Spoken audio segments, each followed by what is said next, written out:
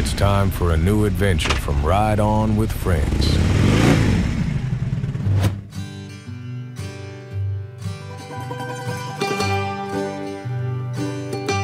Herzlich willkommen zu unserem Roadtrip Kalimera-Hellas Teil 5 mit dem Motorrad auf den schönsten Straßen Griechenlands.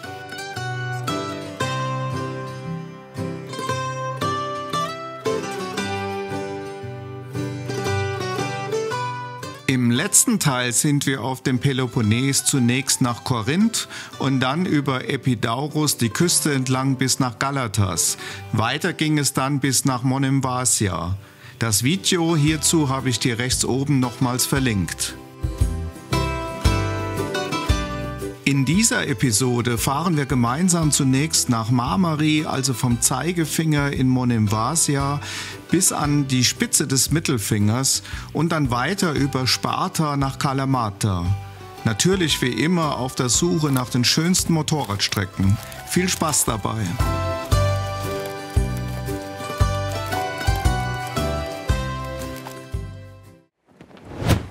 Am 15. Tag haben wir uns nur 140 Kilometer Fahrspaß von Monemvasia auf den südlichen Zipfel der Mani, genauer der Mittelfinger der Peloponnes, gegönnt. Es gibt einen wesentlichen Grund für die heutige kurze Distanz mit dem Motorrad. Es ist die Hitzeprognose. Wir haben deswegen am Strand von Valtaki bzw. am berühmten Schiffswrack Dimitrios und in unserem Hotel direkt am Strand von Marmari heute viel Zeit zum Relaxen und Baden eingeplant. Um 8 Uhr früh haben wir bereits 24 Grad Hitze. Die Motorräder warten nach dem Frühstück auf die Fahrt zur Halbinsel Mani. Jetzt geht's endlich los. Wir verlassen unsere schöne Hotelanlage, wo wir direkt mit den Motorrädern vor unserem Apartment parken durften.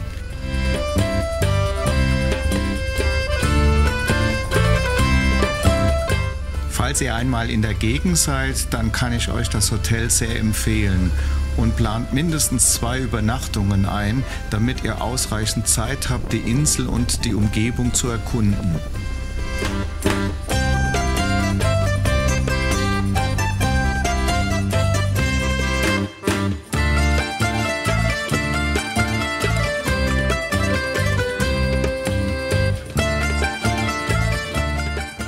Es geht wieder über die kleine Brücke von der Felseninsel zur Landstraße 86.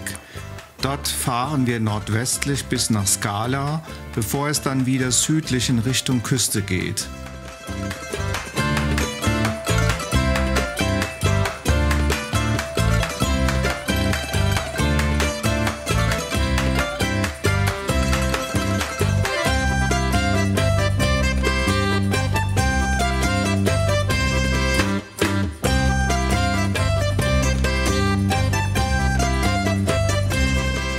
Das nächste Zwischenziel wird der Strand von Valtaki mit seinem mittlerweile berühmten Fotostop, dem Schiffswrack Dimitrios, sein.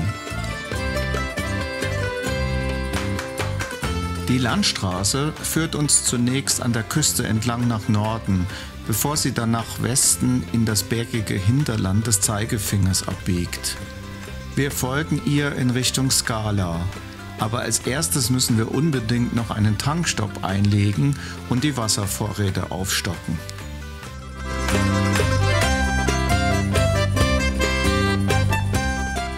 Kurz vor der Stadt Skala überqueren wir den Fluss Efrotas.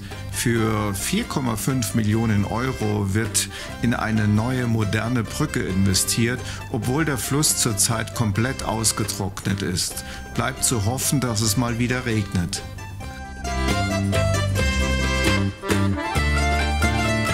In Skala biegen wir dann nach Trivisa ab und fahren wieder südlich bis zur Küste. Von dort aus sind es nur noch wenige Kilometer bis zum Strand Valtaki. Hier werden wir nun nach ca. 60 Kilometer entfernt von Monemvasia eine Badepause einlegen und die Dimitrios anschauen.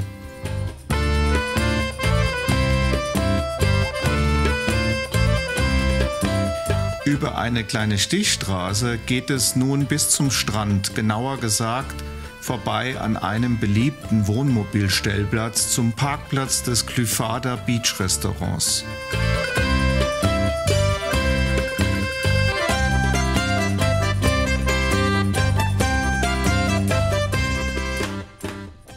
Von hier aus liegt das Schiffswrack Dimitrios seit 1981 nur noch 100 Meter entfernt am Strand und rostet vor sich hin. Der Strand ist lang und schmal und aufgrund dessen, dass sich nur ein Restaurant dort befindet, weniger stark besucht wie die Strände im nahegelegenen Glythio. Der Strand ist zwar kein Naturreservoir, aber trotzdem findet man Eierablagestellen von Meeresschildkröten, die besonders gekennzeichnet sind und beim Strandspaziergang beachtet werden müssen. Mit der Drohne erkundige ich nun das Schiffswrack. Es gibt viele Versionen von den Einheimischen darüber, wie es dorthin gelangte.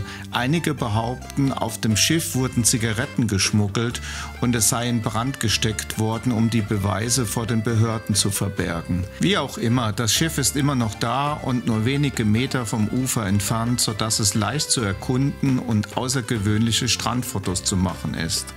Mittlerweile ist es ein touristischer Anziehungspunkt, der auch uns zu einem Fotostop motiviert hat.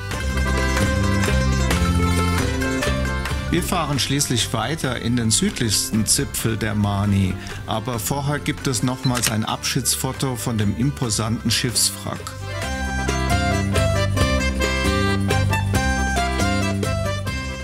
Vorbei an Glythio fahren wir weiter bis nach Anatoliki. Ab hier beginnt wieder eine traumhafte Motorradstrecke durch viele kleine Fischerorte und alten antiken Siedlungen. Die Straßen werden, je südlicher man kommt, immer enger und steiler. Mit dem Motorrad kein Problem, aber Touristen mit PKWs haben wir hier keine mehr gesehen. Kernig, wild, trocken und noch immer vom Massentourismus verschont. So lässt sich die Mani-Region im Süden der griechischen Halbinsel Peloponnes beschreiben. Das Landschaftsbild prägen mächtige Bergzüge, schmale Strände in kleinen Buchten und malerische Bergdörfer mit antiken Ruinen sowie zahlreichen Verteidigungstürmen.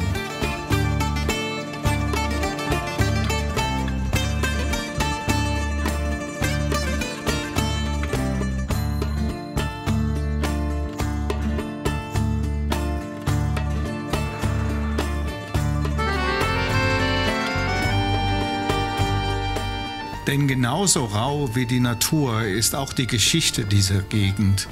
So gab es im Kampf um die fruchtbarsten Länder noch bis ins 20. Jahrhundert Clankriege und das Gesetz der Blutrache. Gleichzeitig gilt die Mani-Region als einzige in Griechenland, die nie länger von fremden Mächten beherrscht wurde. Die fast fensterlosen Wohntürme zur Verteidigung zeugen noch heute davon.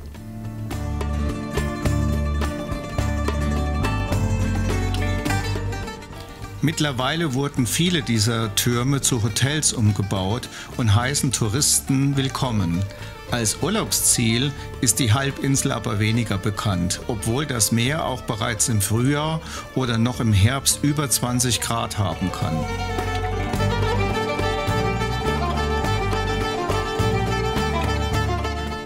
Auch wenn man als Motorradfahrer nahezu alleine auf den Straßen unterwegs ist, muss man immer achtsam sein.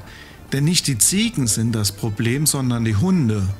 Wenn man zu nahe an eine Herde heranfährt, dann kommen aus allen Richtungen Hütehunde und das kann unangenehm sein.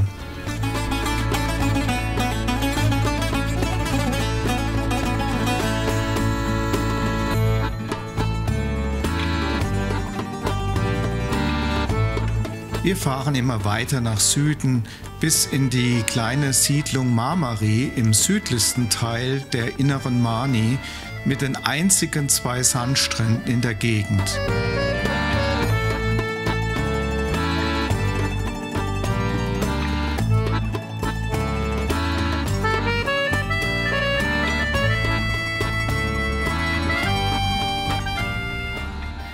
Die Landschaft ist hier sehr karg und außer den wenigen Privathäusern gibt es ein großes Luxushotel, das Marmaris Paradise Resort Hotel, in dem wir heute übernachten.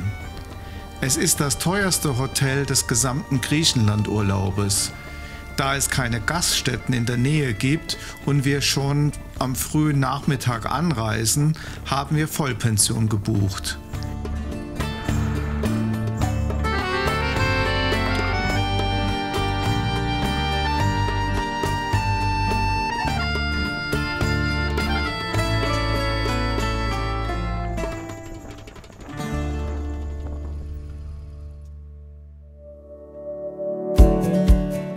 Der Strand von Marmaris am Ionischen Meer ist aktuell von der Bewertung auf dem 15. Platz von 428 Stränden auf der Peloponnes. Es ist eine kleine Bucht mit kristallklarem Wasser und grauer, feinem Sand. Die Strandeinrichtungen stehen nur Hotelgästen zur Verfügung. Die Lage und Einsamkeit macht den Standort und das Hotel so attraktiv. Noch sind wir Anfang Juni in der Vorsaison unterwegs.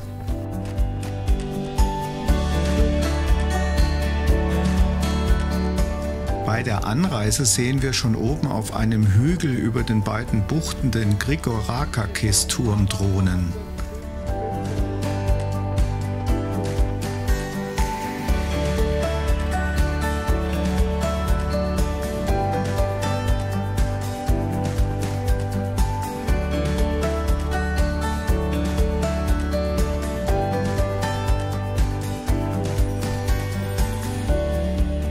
Wie sich herausstellt, sind Anfang Juni mit uns nur noch 4 weitere Gäste im Hotel.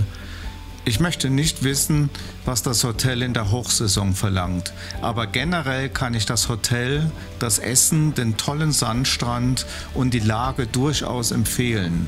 Das nächste Mal werden wir sicherlich früher buchen.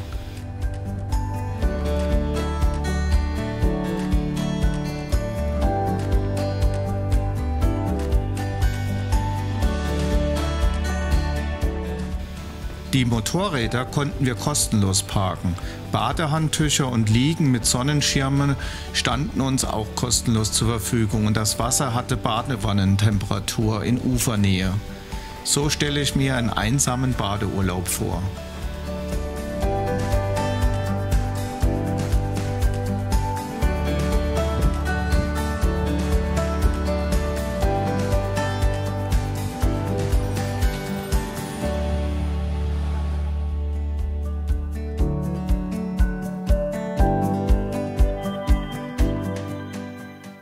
Wir genießen heute den nach nur 140 Kilometer Fahrspaß fast freien Motorradtag bei 34 Grad in der Sonne am hoteleigenen Strand und auf der Terrasse unseres Appartements.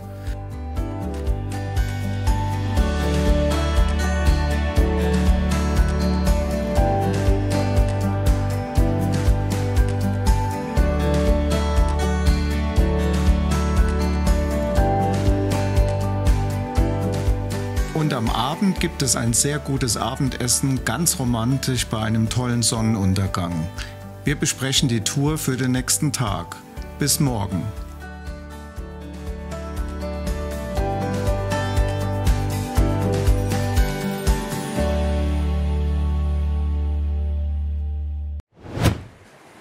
Am 16. Tag fahren wir von Marmaris in den nordwestlichen Teil der Mani in die Nähe von Kalamata. Die Temperaturen sollen die nächsten Tage Rekordwerte erreichen. Wir fahren deswegen zunächst die Westküste der Mani bis nach Aeropoli und dann biegen wir ins Landesinnere ab und peilen Sparta an. Von Sparta über Mystos und weiter nach Kalamata führt eine der schönsten Motorradstraßen Griechenlands über den Langada-Taygetos-Pass.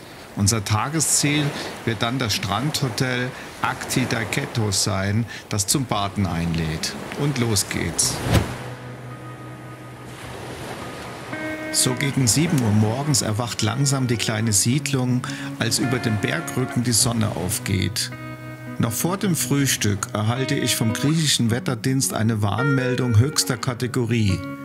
Es wird eine Hitzewarnung für 11 Uhr verkündet und empfohlen, möglichst zu Hause zu bleiben bzw. die Sonne zu meiden.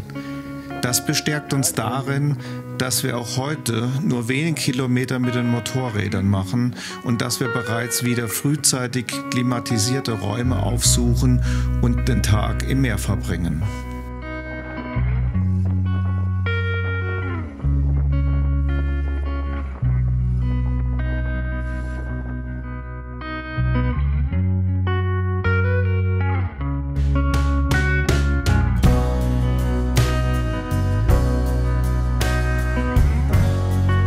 Ich liebe es. Wir cruisen ganz alleine auf einer kurvenreichen Küstenstraße mit dem Blick auf das weite Meer gerichtet und lassen den Motorrädern freien Lauf. Das sind die Bilder und das Gefühl, das Motorradfahren so einzigartig macht und Körper und Geist im Einklang mit der Natur und Landschaft regeneriert.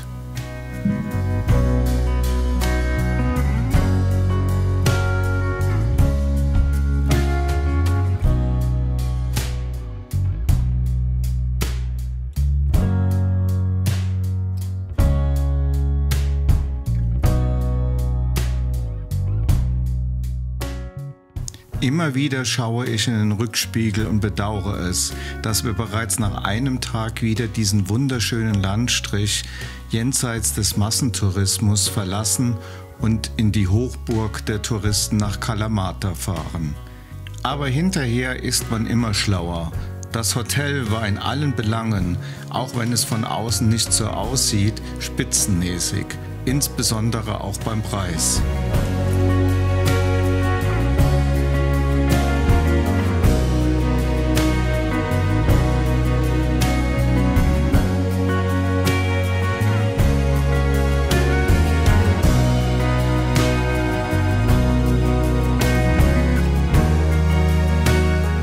Der Küstenabschnitt erinnert mich an unsere Reise ans Nordkap mit einem Unterschied. Wir haben bereits um 10 Uhr morgens 38 Grad in der Sonne. Zum Glück sind unsere Motorradanzüge wüstenerprobt. Solange man fährt, ist das für uns kein Problem.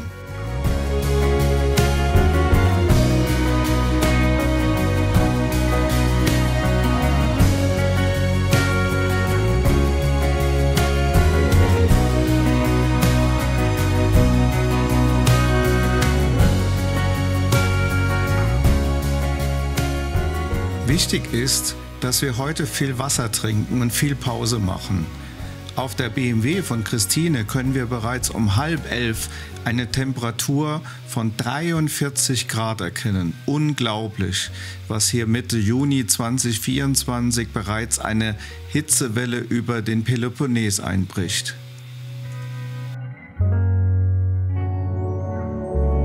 Trotz enormer Hitze lassen wir uns die Schönheiten der alten Wehrdörfer nicht entgehen.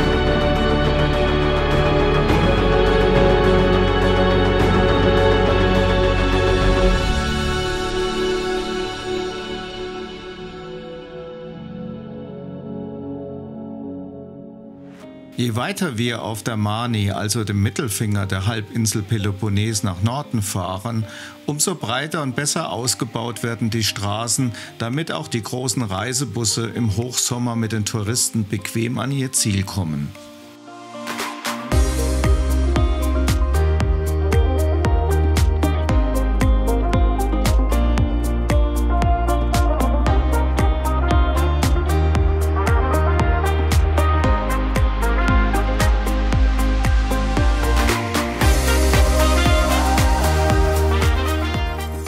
Wir verlassen wieder die Küstenstraße und fahren auf der Schnellstraße E961 in Richtung Sparta weiter. Die Hitze wird langsam zum Problem. Wir brauchen mehr Fahrtwind, um uns abzukühlen. Kurz vor Sparta rasten wir erneut und entscheiden, dass wir weder die Ausgrabungen in Sparta noch das Ruinendorf Mystas besichtigen werden. Wir fahren gleich auf die bis zu 1400 Meter hohe Passstraße 82 des Langada-Taygeto-Passes, um oben auf dem Berg im Touristico Mittagspause zu machen. Doch zunächst fahren wir an der beeindruckenden UNESCO-Weltkulturstätte Mystras vorbei. Sie wurde zwischen dem 12. und 14. Jahrhundert an den Hängen des Taygetos-Gebirges erbaut. Heute leben nur noch wenige Nonnen im Pantanassa-Kloster. Die Stadt wurde bereits 1832 verlassen. Für die Ruinenstadt sollte man mindestens 2 Stunden einplanen und am besten auch gleich morgens um 8 Uhr. Jetzt in der Hitze bei über 40 Grad in der Sonne ist es nicht vorstellbar, dass wir mit den Motorradanzügen das weitläufige Gelände erkunden. Wir wollen in die etwas angenehmere Bergwelt und Schlucht des Taygetos-Gebirges hineinfahren.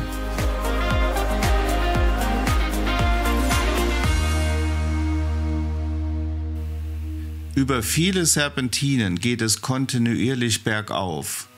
Wir passieren Felsnasen und Tunnels und genießen es wieder, dass wir alleine diese Traumpassage von Sparta nach Kalamata bis zum Café am Pass Langada erfahren dürfen. Eine perfekte Motorradstrecke, die uns noch lange in Erinnerung bleibt.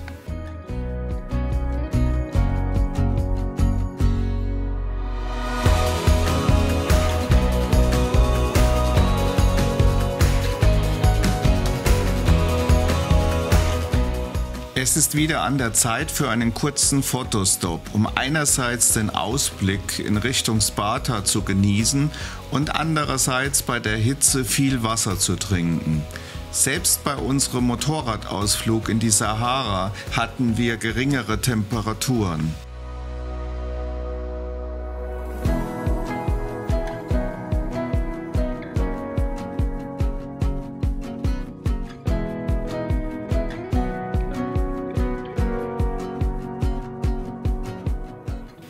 Es ist heute nur auszuhalten, wenn man durch den Fahrtwind den Körper etwas runterkühlt.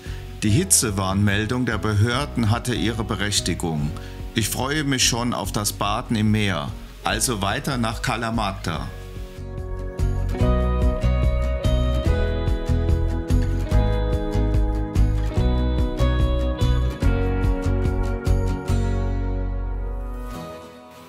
Die Fahrt unter den vielen Felsnasen hindurch und durch die Tunnels erinnert mich an unsere Tour durch den Vercors südlich von Grenoble. Je höher wir kommen, umso angenehmer wird die Temperatur, auch wenn wir noch weit über 30 Grad haben.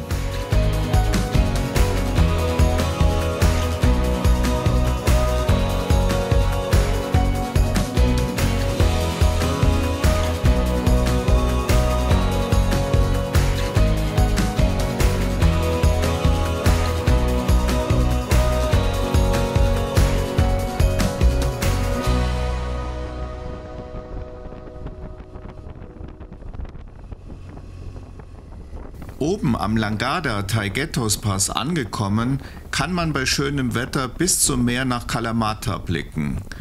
Die kurvenreiche und sehr gut ausgebaute Straße macht mit dem Motorrad richtig Spaß und sollte auf der Liste jeder Motorradtour auf dem Peloponnes stehen.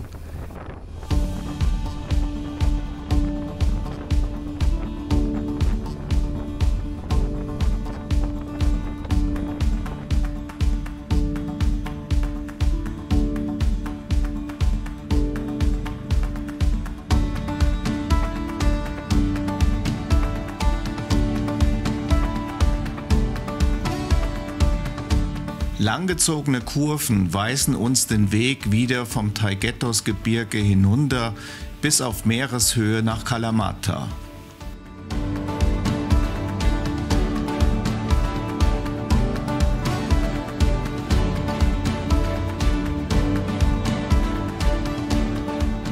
Obwohl Kalamata zweifelsohne eine der schönsten Küstenstädte in Europa ist, werden wir etwas außerhalb ein schönes Strandhotel anpeilen.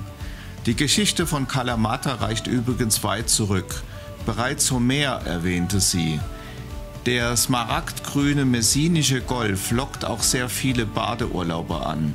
Ein Besuch dieser Stadt mit den unendlichen Stränden, vielen modernen Cafés, Strandbars, Restaurants, schöne Hotels, Märkte und historischen Gebäude lohnt sich. Und wer noch etwas Platz im Koffer hat, der sollte sich auch etwas Olivenöl mit nach Hause nehmen oder mindestens vor Ort bei einem Olivenbauer probieren.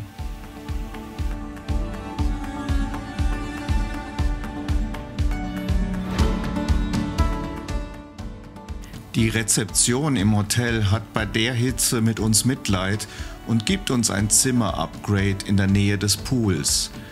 Wir erhalten ein größeres, auf 25 Grad runtergekühltes Zimmer mit Balkon, eiskalte Getränke und Obst und einen Gutschein für die Beachbar. Die Koffer werden in Windeseile ausgepackt und schon geht es an den hoteleigenen Strand und in das 27 Grad warme smaragdgrüne Meer.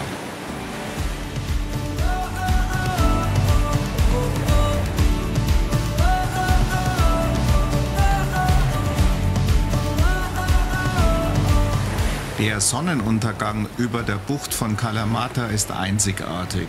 Hier lässt es sich bei angenehmen 34 Grad am Strand mit einem Sundowner sehr gut relaxen. Es ist die letzte Nacht auf dem Mittelfinger des Peloponnes.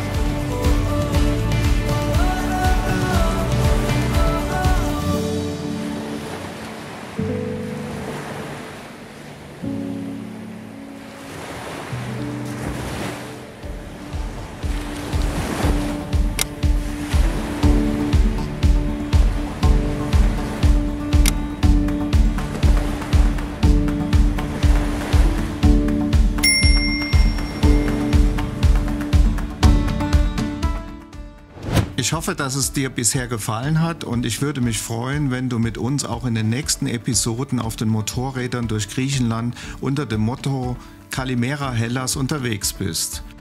Ollata Kalitera.